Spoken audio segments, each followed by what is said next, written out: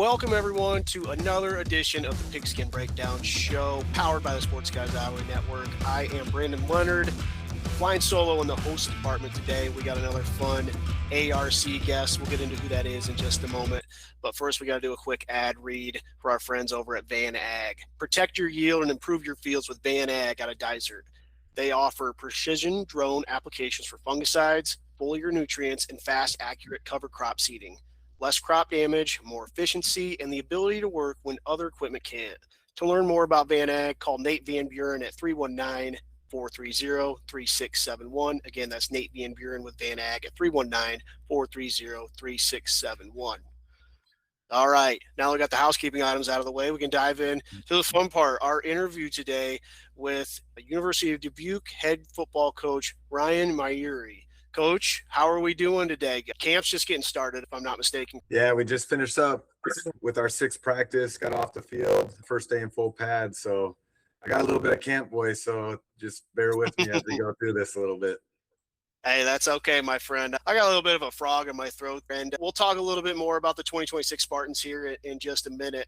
But first, I do want to shed some light with the listeners about who you are. Let's talk about how you got to where you are, where did you come from, and talk about all your stops along the way, because you've had some fun stops. You've made some rounds around the game of football.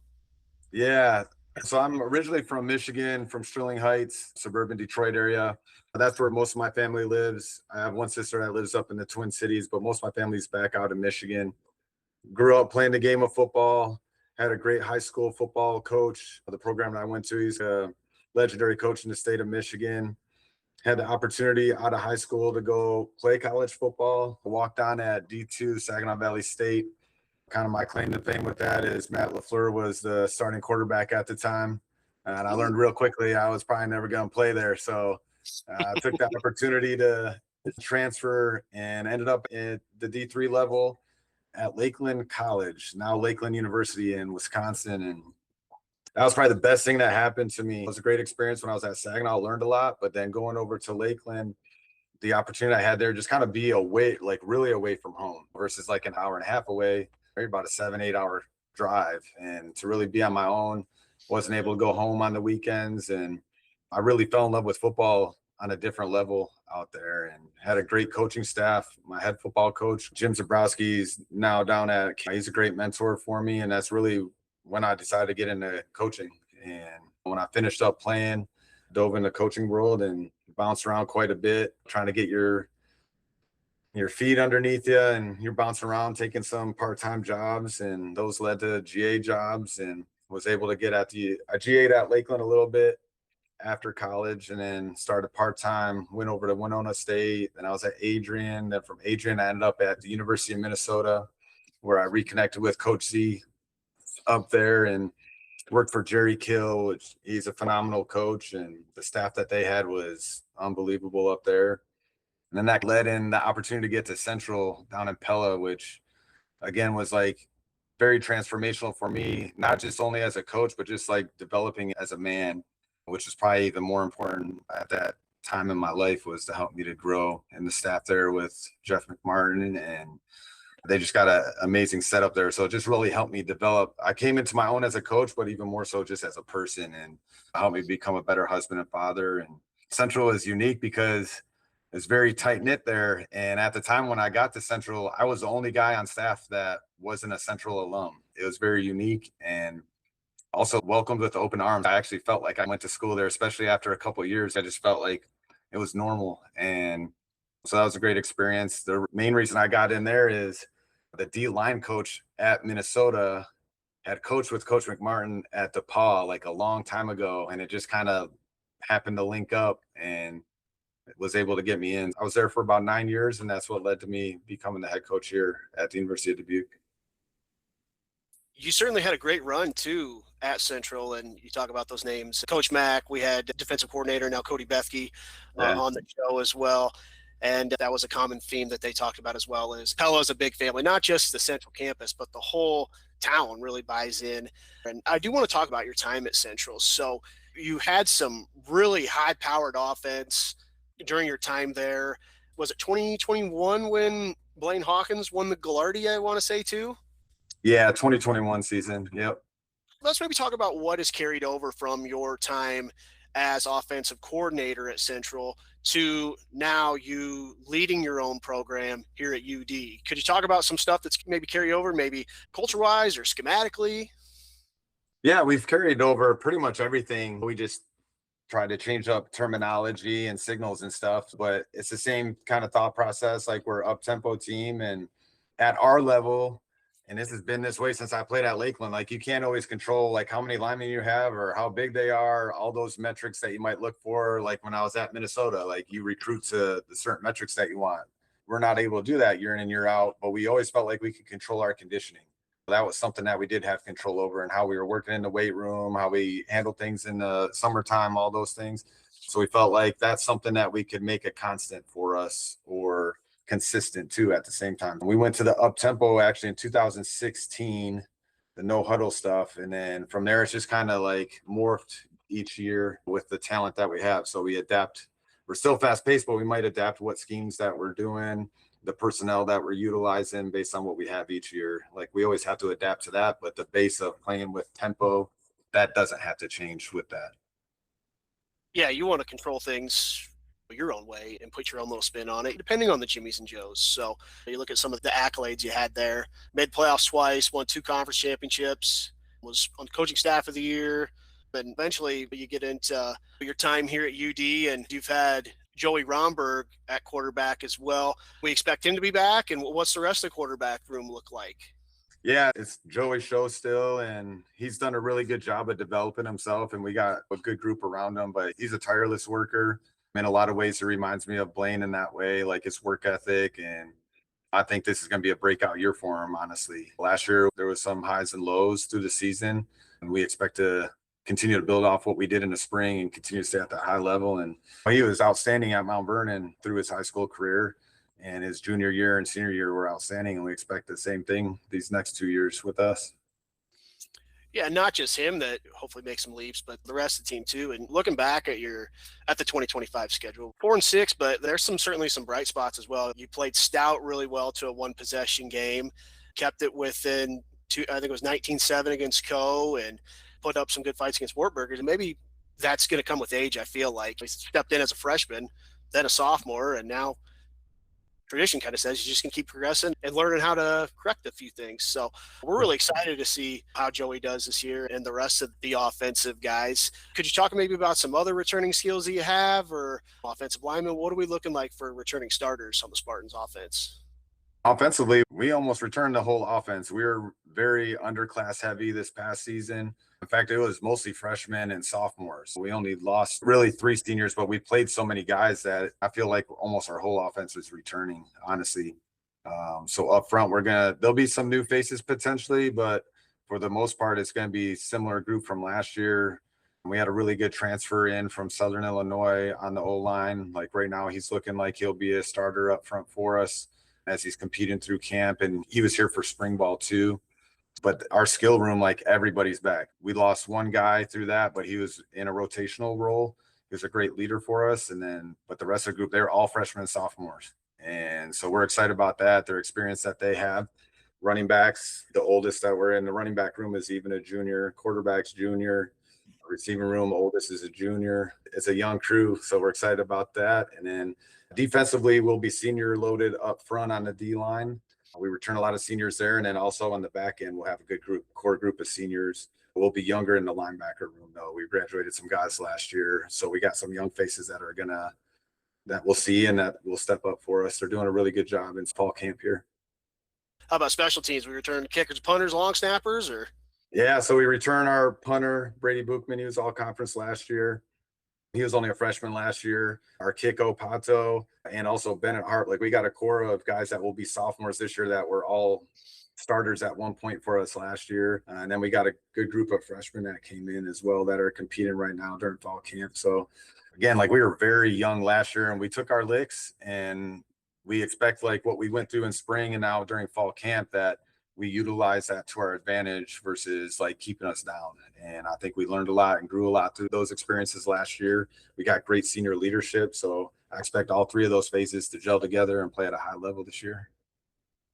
Absolutely. A lot to be excited about there in Dubuque. And games kick off September 5th. And it's a common theme across the ARC that you guys are looking to play some heavy hitters, get you prepared for that stout conference schedule that we got. So you're hosting Stout this year. That's a night game. And then you travel right across the border to Platteville. Got an early bye. It looks like week 3 bye, and then hosting McMurray there on senior day. So let's talk a little bit about that non-conference slate and what can we expect at least week 1 from UW Stout. Could you give us a quick little pregame of maybe what they look like? What do they try to do? What's their story? Yeah, Stout, the WIAC is tough top to bottom, just like I feel the ARC is tough top to bottom. We really don't have a pushover game at all this year. All 10 games are going to be, you got to be ready to go. And that's off the get go with Stout. And they return a good chunk of their team. Offensively, they're going to lose their quarterback, so they'll have a new face in there, but they had a guy that they've played throughout the season, so it's not like he's going to come in with never playing a varsity snap. They return a good chunk of their offensive line. They have some 2 stud receivers that are back. One of them is probably one of the top receivers in the country, I'm sure. He was getting kind of NFL talk and stuff, and very talented. And then defensively, they'll arguably have one of the best safeties that we'll face. I'm pretty sure he's been an All-American the last 2 years. So they're going to be tough. Their whole secondary's back. The one D lineman that they return, number 95, he's a stud. One of their interior linebackers they'll have back, but they'll be replacing a couple other guys on the edge. And it's going to be a tough matchup. Like, they bring it. They're big, physical. I don't know if they'll adapt what they're doing offensively because their quarterback might be a little different because we don't really have film on him. The guy that they had last year was a stud and he could run and extend plays. So that might change them a little bit offensively. But defense, I don't expect them to change with the experience that they have back. And they've kind of been a quarters-based team over the years. So they're really good at what they do, minimize what they do, and really good at it. Kind of reminds me of Wartburg in a sense, the way they play. I was going to say that's not a bad comp. If you're a coach for them, you'll take that compliment for sure. Sure. And then we got Platteville, another familiar opponent, and then McMurray. How did you put together the game with McMurray? How did that come to be? Yeah, so as a league, we had made a decision to kind of push the conference slate back and open up basically weeks 1 through 4. Most of the teams in our league had week 1 and 2 taken care of as we schedule things out. And then it was, all right, who can we get week 3 or week 4 at the time that we had the time frame with Luther leaving. And I just worked out McMurray. The leagues down south, they don't have as many conference games, so they had some more open weeks. And it just worked out that we could fit it in for week 4. I think ideally for our league, like, we all want to have the week 4 as a bye leading into conference play.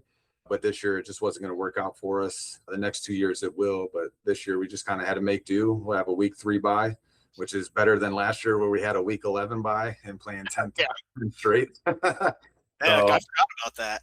Yeah, so again, a week 3 bye and then get ready for McMurray, and then we're on the road to Central to start conference play right after McMurray. But yeah, it just worked out. Their coach, it was kind of interesting. Like, I reached out to him because they had an open date, and then he knows our president here because our president is from down that way. So they knew each other from, I think, Hardin Simmons or something like that. So they had connected there, and I think he recruited our president's son at one point, like when he was first getting into coaching and all that stuff. So just kind of worked out. And yeah, like you said, hey, just take them what you can get, and at the end of the day, you got to play 10 games somewhere. So yeah, back them up, and yeah, beat week 11 by too. Yeah, so Central's on the road. You got a pretty good little mix there. It looks like you got, is it 3 conference games at home and then 4 on the road? 2 non-con games will be home with Stout and then McMurray, and then we'll have 3 of the conference games that'll be home. We're 5-5 this year, which is good balance. Perfect world. For sure. Now, I want to talk a little bit more about the rest of 2016. We talked about some players and everything that are returning. We like to figure out the incoming numbers. What's that look like for class size coming in? So the first year we got here was kind of late. I think we put together around 50. And then last year we were right around 80. And then this past season, incoming guys, we were right around 75. Like, when you count the mid-year transfers in that too. Total roster size will be around, we came into camp around 160. It's a big group. We've done a good job of kind of splitting practices up so we can get everybody opportunity and reps and develop guys. So that's ultimately what we want to do. But it's also allowed us to develop a JV program, which when I first got here, we didn't have a JV program. And it was something that we've been able to develop now, able to increase our enrollment and roster size and make us more competitive that way. So our guys are getting reps and utilizing their eligibility on the field, not just in practice. I'm glad you brought that up. Division III schools, you have that JV program. Is it still Sunday games then? And what's the schedule look like for the JV squad? You really can make it any day of the week. We are Sundays now. When I was at Central, it was Monday games, and Sunday was your off day. And we tried to do that the first year here, but we could only get 2 games going. Most people wanted to play Sunday with their JV game because they have Mondays off in their program. So last year and now this year as well, we flipped our off day to be Monday so we could get more JV games on Sunday. So we're up to, we'll have 1 scrimmage game with them, but then they have actual 4 JV games for the year. I think that's great. If you really want to develop the program and get your young guys going, they have to have some type of competitive environment other than practice, because you can't really simulate a game in practice. You can try to, but just the emotions and stuff that come with that, you got to create those opportunities where they're going against somebody else and it's like the real thing. So that's been critical for our growth of the program the last 2 years to have those games. That's great. I think you probably just get sick of hitting the same guy over and over again too and lining up against them. So at the end of the day, they're all competitors. Yeah, let them go out, get them that live combat. Thanks for pulling the curtain back on that a little bit. That's awesome. I want to change gears here a little bit. Talk more maybe philosophically. What's something about coaching that still energizes you today? What drives you to keep doing this, keep leading the program? I mean, I think there's a lot of layers to that question. I don't think it's just like a simple one thing. The thing that comes to me first, though, is just the development of the guys as well-rounded men, not just the football side of it. I love the X's and O's. I love being strategic in how we do things and setting things up and all that. But it's just kind of like the raw development of the guys as a complete person. And we're going through it right now, like going through the senior leadership to see our guys when we got here. We're going into year 3 with them. And some of the things that they're saying and doing and connecting with the players on the team, I don't know, like sometimes it makes me want to cry, kind of get emotional about it, because you kind of see like, dang, all right. Sometimes I'm like, I don't know if they're really hearing what I'm saying or listening to what I'm saying. And then they'll do something. I'm like, dang, they are really listening and trying to do what you're preaching. And it's been that part of it. I don't think there's another career out there that I could get that type of fulfillment. So that drives me every year. And it's tough. You get measured as a coach mostly on Saturdays. Everyone that's outside of the program, like, because that's all they see. They don't really see the other stuff. And for me, though, if I only measure my success as a coach on Saturdays, yeah, you're probably going to fizzle out really quick, because it's pretty shallow, in my opinion. To see the actual growth and development of guys as well-rounded men, that's a driving force day in and day out for myself. I love that answer. And you talk about how you see that sometimes. I'm sure that happens when you're not around, to get involved in the community and just doing little things like picking up things around campus, keep making sure campus is clean, because whether it's fair or not, a lot of the student athletes are kind of the direct reflection of a lot of these schools. Bingo. D1 to D3, they're looked at as leaders around campus, and leading by example is something that they got to do. So kudos to you for working on that with your staff. I do want to talk about your staff. Could you tell us more about some of the other guys behind the scene that maybe don't get the recognition or all the notoriety that a head coach would get? How many assistants you have on your team? So we have 6 full-time guys in the office. The first one is Mitch Shepard. He's our defensive coordinator. He also heads up our academic services. So we have a academic support team here that works with our team. And it makes me actually really feel like big time that we have that, because we have a support system that helps our guys out on the academic side. And not every place has that. And so it's really cool. He leads that up. So he's great on the field. He's great with our players off the field, but then also that bigger piece of the academic side. And we've been able to raise because of that, we've been able to raise our GPA. We've been above the 3 the last 3 semesters in a row, and hitting that 3.1 mark now. And we want to keep that on a steady incline. So I've been really proud of him spearheading that. And then also our guys kind of living up to the standard and keep pushing the envelope in the classroom. Keenan Cooper, he's our secondary coach and also leads our recruiting department. I mean, he's phenomenal. Coach Coop, he actually was a player at Minnesota when I started out GAing. And I remember him as a player. So when I first got to Minnesota, it's kind of a long story, but I'll try to keep it brief. Anyways, I get there, and in my whole experience as a player and as a coach, I think I've only had like one time where I remember like a player passing away. And when I first got to Minnesota, that was like one of the first things that happened there. And it was his roommate, and found his roommate. And just like how he handled that and went through it and stuff. Like I've always just like admired his like spirit. And so when I got into this opportunity and I knew he was still interested in coaching, he had been in coaching and kind of stepped away. I had an opportunity to get him down here, and he came down, and it's been phenomenal to have him in our program. So him and Coach Shep, A+, their families are A+, they're around all the time. And then also on the defensive side of the ball, we have Coach Zolman. He was a player at Central when I coached there, so he played for me. He's done a great job coming into the program. He was at Nebraska Wesleyan for a little bit after he graduated, and then he was at Rockford, and now he's been here with us. And then Jordan Edwards, he's our wide receiver coach, special teams coordinator as well. He's been here since the beginning. He, again, like there's all these little connections. So Coach Shep used to be at Lakeland where I played at. So I got connected with Coach Shep because of being an alum, and I know the head coach there. We hung out at the AFCA, and Coach Edwards happened to be there at the same time because he was a GA at Lakeland. So we were able to link back up now and work together. So he's done a great job. He connects with our guys on a really deep level, which is great to see. And then Coach Kelly is our offensive line coach, run game coordinator. He was a GA with Coach Edwards up at Minnesota Duluth. So they were together for a couple of years, and we had an opportunity on our staff open up, and we brought him in. He's done an outstanding job with our guys. And then Coach Crable, he works with our tight ends. He's also our director of football operations, handles equipment, all those things, does like all our travel stuff. He's phenomenal as well. We just built a really tight knit with these guys, and I just feel blessed to have these guys here. And then some other unsung guys are like the GAs. Brady Ketchum is one of our GAs. He works with our offense. He specifically with our running backs, and he played for me at Central. He's a quarterback for me. He's also a Mount Vernon grad, so his dad is the offensive coordinator at Mount Vernon, so he coached Joey and all those guys. So it's just a really strong connection with that, and he's a great player for me, and then also a great GA for us now. He was an admin GA last year, and now he's working with football this year. And then defensive side, we brought in Sam Young. He was a player for us last year and wants to get into coaching, so we brought him in as a GA.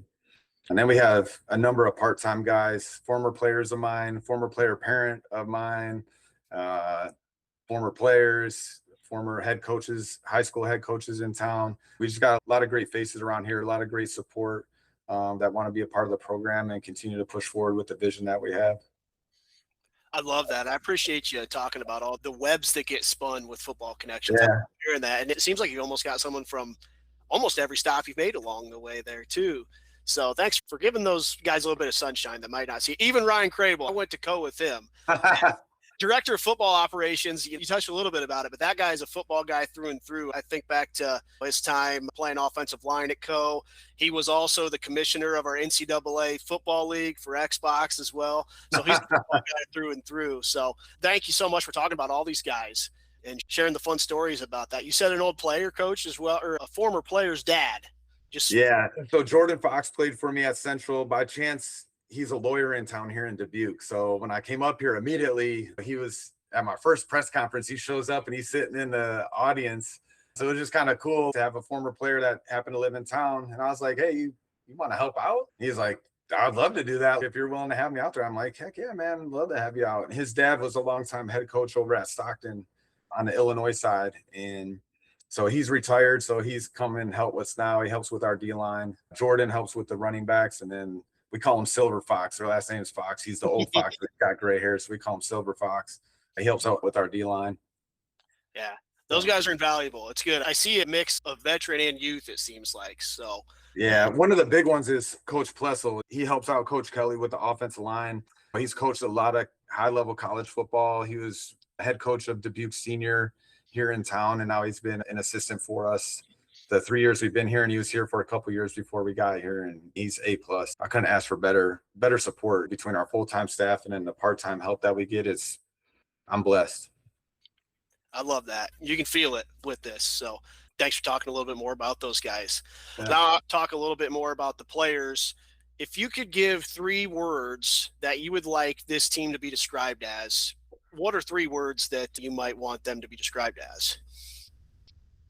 First one the 3 words that we really preach about in our program is discipline, accountability, and toughness. And I feel like those are really important things, are integral to success of a program, but also just as young men, like that we're doing the hard things, not just choosing the easy way out. We're disciplined. We really want something. We're going to be disciplined to the details that it takes to get what we want, and not just succumb to the temptations that are out there. Like, oh, there's this easy path. You can go take this route to get what you want. But most of the time, you don't get to where you want. You get stifled by the temptation. And so sticking to the small details and being true to who we are and what we want to become, those things. And then the accountability element, we talk a lot about a trust within our team. You have to have accountability of yourself and then accountability of others. And you got to, I think it takes trust though to have that. So you got to know your teammates. You got to spend time with your teammates. It's not easy to hold someone accountable if you don't know who they are. Like, I don't know you very well, Brandon. Like, we're on this show, and if you were doing something that was falling short of the standard in just like daily living, like if I saw someone at the grocery store and they drop something on the ground, I just go blow up on them. He's probably gonna look at me like, dang, who's this guy? And that's a lot like a team. If you don't know your teammates and I try to hold someone accountable, they're not going to receive it the same way as someone that they know that I have their best intentions in mind. And I think it takes a lot of trust to have that and to be able to take accountability, but also give accountability for others too. And then the toughness piece, I think it goes without saying, as a football player, you got to be physically tough, but toughness isn't always just playing through being hurt. It's also like if you're injured, I'm tough enough to say, like, I can't go right now. I really can't go because it's for the betterment of the team. Get somebody else in there that can do the job better at this moment. And then also being mentally tough. You go through a lot of trials and tribulations of a football season, but then also off the field, you're going to have things that pop up. How are you going to handle those things? What's your response going to be to those situations? And I think if we're making the right choices and putting ourselves in the best position to be successful, like, to me, that's being tough. But one of the other things we've been really hitting on this year is the idea of oneness. And I think a lot of times people think like, oh, we're all just like one team. But to me, I think it goes a lot deeper than that. I think of it as like the body. We got all these different organs. And if one of them's not holding up their end of the bargain or it gets sick, it shuts everything down. And that's the same mindset as a team. If I'm one piece, I might just see myself, oh, I'm the backup or I'm like a freshman. I'll do it when I get to be a junior or a senior or when I'm the starter. You can't do that because if you're falling short here, you're hurting one yourself, but then also the team because they need you to step up and play that role, whatever that role is at the time. And if that part gets infected, it might spread into the rest of the team, how I'm carrying myself and treating things. So we all got to be at our best. Whatever's in the tank, I got to be able to give everything that's in the tank. Some days I might only have 60%. But the team deserves 100% of the 60 that I got and not 50 of the 60. I'm not saving anything for something else. And I think if we have the oneness like that, we're all doing the same things, believing in the same vision, making the same choices, we got a chance to be pretty successful. We've been preaching that a lot. So I gave you a bonus one there. That's our fourth. That's more than what I asked for. I appreciate that, Coach. This has been really great. I appreciate you shedding some more light about who you are and what you're trying to build at UD. And we're really excited to follow the Spartans along this year. You talked about a lot of youth that you had in years past, and now they're starting to be veterans. They've seen things, and it seems like the whole program's starting to buy into the whole oneness that you guys are trying to build there. Thank you so much for shedding some light on that. We'll do some quick hitters. Do you got a favorite team? Detroit Lions. I was going to say, being from Michigan, I was wondering where that was at. Do you have a favorite player? Barry Sanders? I mean, that's probably all too, or that's always number one for me. But there's as bad as the teams have been, there's always been a great player, in every little era. Mm-hmm. I'd say right now it's probably Amon-Ra St. Brown or Jahmyr Gibbs, Jared Goff. Like, I love all those guys. They play at a high level, but all time, it's Barry Sanders. I don't think there's a debate in that. Dang, I was hoping you were going to say Jack Campbell. Actually, Jack Campbell. I love Jack Campbell too. Detroit loves the Iowa guys. The one question that we always wrap up with too, Coach, at the end of every show is, if you're going to a Spartans game, what is one place around town that you would recommend to a visitor, whether that be to grab a beer, grab a burger, or a good meal? Do you have a favorite that you go to, or maybe shout a few out? Well, I have many favorites. It kind of depends on the mood. I kind of consider myself a foodie in a way. I like to explore, get out to new spots. But I think if you're coming to the area and you want to get the most bang for your buck, probably the best area is the Millwork District, because they've done a great job of redeveloping that down there. And you got kind of like the trifecta of going into like Back Pocket, Dolph's, and then Driftless Pizza. and you can kind of get a little bit of everything down there. The outdoor area of Dolph's is amazing. They got this giant big screen, and you can sit outside. Summertime, that's a great place to go hang out. And but that's probably the first place I'd recommend. If you're out for burgers, you got to go to Foodie Garage. They probably got like 50 different burgers. If you're trying to get like the feel of Cheers or something like that, you got to go to DIII's Cafe downtown. Actually, the best time to go there is about 5:30 in the morning, right when they open. Beat the rush. Yeah, that place is sweet. Like, it's kind of like this hole in the wall diner, but it's phenomenal. And it's about like $8, probably $8 to get a breakfast special and a coffee. That blew my mind. Wow. Can't get that nowadays anymore. No, not at all. I'm gonna have to keep that one in the back pocket because my wife is a big breakfast connoisseur. So next time we are visiting the city of Dubuque, maybe catching a UD game, maybe we'll bring in Dottie's for some breakfast. But hey, Coach, again, we just want to say thank you for taking some time to hop on and tell us a little bit more about you and the 2026 Spartans. And we wish you the best of luck this season. I appreciate it. I appreciate it, Brandon and John, like the support that you guys do for small college sports, and especially in the state of Iowa. I think that the sports out here, especially at the high school level, are phenomenal. And then obviously the ARC, I believe top to bottom is one of the toughest conferences in the country. And I appreciate your support and coverage with us. There's no doubt about it. That's why we do what we do, to try to shed a little bit more light on all the talent. So we appreciate that.